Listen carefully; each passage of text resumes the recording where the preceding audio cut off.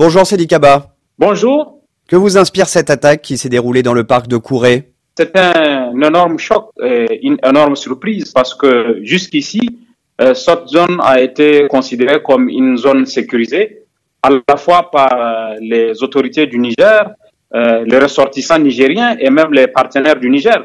Et plusieurs ressortissants européens établis au Niger avaient pris leur habitude.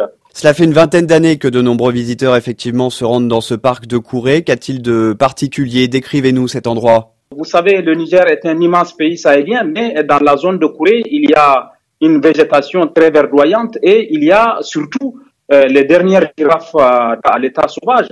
Une association s'est créée, l'association pour la sauvegarde des girafes, qui organise des randonnées. Et on peut, avec des voitures, aller au plus près des girafes, à 2 mètres, à 3 mètres, et souvent même, lorsqu'elles l'acceptent, on peut approcher les girafes, les toucher. Cet endroit est très fréquenté, notamment par une clientèle expatriée.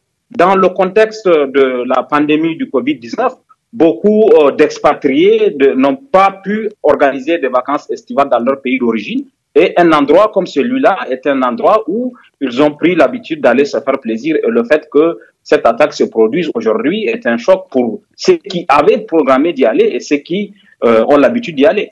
Cette attaque, elle survient alors que depuis le début de l'année, les forces du G5 et de Barkhane mettaient en avant des succès dans la lutte contre le terrorisme, notamment dans la région des 3 frontières. Est-ce que les terroristes ont voulu envoyer un message au Niger et aussi à la France? Je pense qu'au sortir de la conférence de Pau qui a regroupé la France et ses partenaires du G5 Sahel, la stratégie a été réinventée et Barkhane a redimensionné sa force et sa stratégie. Des succès ont été engrangés, notamment le fait qu'il n'y ait plus d'attaques aussi importantes que Chinagoder ou Inates à la fin de l'année dernière. Je pense que en faisant cette attaque à 70 km seulement de Niamey, les djihadistes ont voulu montrer qu'ils conservent encore une capacité opérationnelle parce que c'est vraiment loin de leur base et que la menace est encore moins d'être éradiquée. Il faut sans doute encore aller beaucoup plus loin dans l'organisation de l'efficacité. Niamey a été presque sanctuarisé. Il y a une sécurité maximale. Les djihadistes n'avaient pas réussi à y pénétrer pour faire des actions. Là, ils n'ont pas utilisé des voitures. Ils ont utilisé visiblement des motos. C'est des hommes armés qui sont venus avec une intention claire de tuer. Cet acte porte leur signature. Il y a des craintes concernant la tentative de mettre en place une sorte de corridor entre la région des 3 frontières et le sud, notamment vers le Bénin et le Togo, via l'est du Burkina Faso. Est-ce que c'est une hypothèse qui prend de l'épaisseur, selon vous? La volonté de groupes djihadistes a toujours été d'étendre la menace, de la porter au-delà des pays sahéliens, d'atteindre le pays de la côte. Récemment, il y a eu une attaque à la frontière entre le Burkina et la Côte d'Ivoire. Il n'y a pas longtemps, il y a eu l'enlèvement de 2 Français au Bénin. Le fait de pouvoir attaquer non loin de la capitale nigérienne traduit effectivement la détermination de groupes terroristes à étendre cette menace au-delà de la zone sahélienne à toute l'Afrique de l'Ouest et à faire en sorte que nulle part les gens ne soient en sécurité et particulièrement la cible qui a été visée, les ressortissants européens, parce que cette attaque aujourd'hui, c'est un drame humain, mais ça va avoir des conséquences économiques parce qu'il y a toute une économie qui s'est organisée autour de l'organisation de randonnées en faveur des ressortissants occidentaux.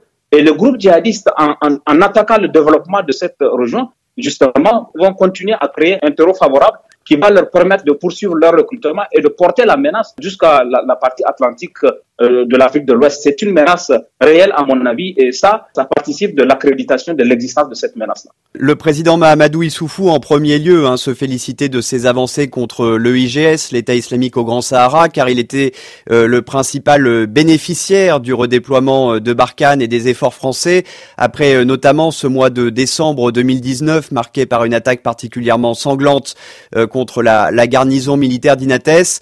Est-ce que cet événement, selon vous, peut avoir des implications sur la situation politique intérieure du Niger? Ça va remettre au centre du débat politique le défi sécuritaire. Personne n'a oublié encore tout le débat qu'il y a eu au Niger sur la gestion de fonds qui ont été affectés à la sécurité. C'est clair que les adversaires politiques du pouvoir vont pouvoir capitaliser sur les insuffisances. Je pense que le débat sur la sécurité ne pourra pas être évacué de la compétition électorale qui s'annonce. Merci Sedi Kaba.